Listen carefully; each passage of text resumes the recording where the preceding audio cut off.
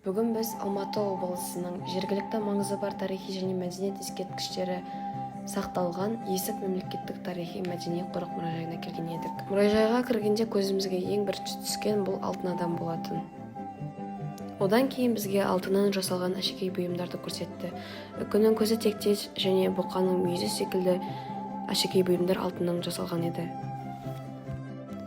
Есік қорғандары ежелде ұлы далада гүлденген әйгілі скиф сақ мәдениетінің бір бөлігі болып табылады. Сақтық аң стилі бұл көріп тұрғандарыңызды алдарыңызда аң стилінде істелген әшекей бұйымдар Еуразия жазықтарында біздің заманымыздан бұрын бірінші мыңжылдықта пайда болған өнер стилі және табиғи құбылыс.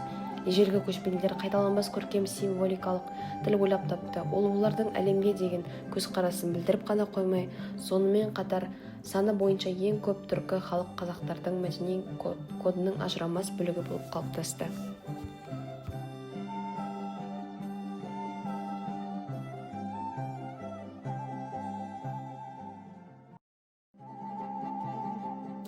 Бұл сол кезде табылған қыш құмыралар.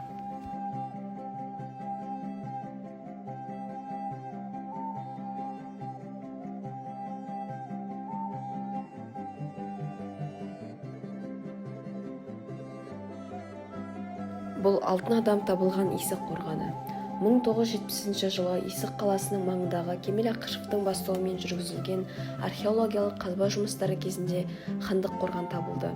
Қазір ол Есік обасы жас Абызханның алтын адамның сақталып қалған бірегей жерленген орны ретінде белгілі. Алтын адамның тамаша киімінің салтанаттылығы мен мағынаға иелігі сонша, ол ежелгі көшпенділердің әлем туралы түсініктерінің моделін білдіреді.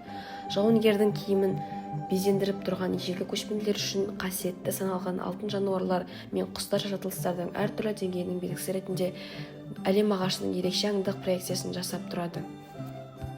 Бұл Кемел Ақышевтың өзінің жеке кабинетінің үлгісі.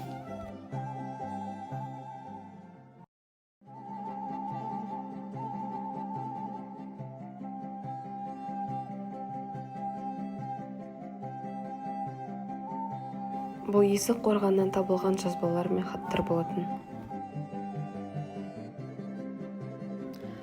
Есік басқа да 80-ге жуық қорған ежелгі сақ тұрақтары Есік мемлекеттік тарихи-мәдени қорық мұражайының қорығында және туристік жолдардағы ең қызықты нүктелердің бірі болып табылады. Қорғандағы алтын бұйымдардың жалпы саны 4000-нан асады. Жерлеу орнында күміс ыдыстар да табылған. Олардың бірінде әлі күнге дейін сыры ашылмаған жазулар бар. Мамандар оны оқудың әртүрлі нұсқаларын ұсынуда.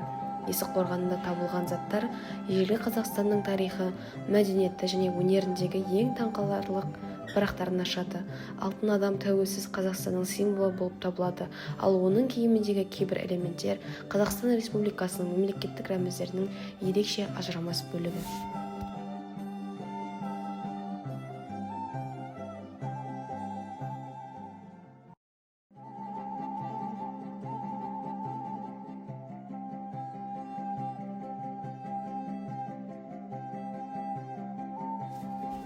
Ары қарай бізге алтын адамның табылған орнын, Есік қорғанын барлығын көзбен көрсетті. Шынында бұл бізге үлкен күтпеген сезімдер мен үлкен толқылы эмоцияларды берді.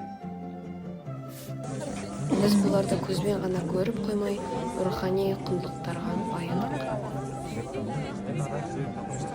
Біздің экскурсиямыздың соңы менің тобымдағы балалармен рухани баяу жолында домбыра тартумен бітті.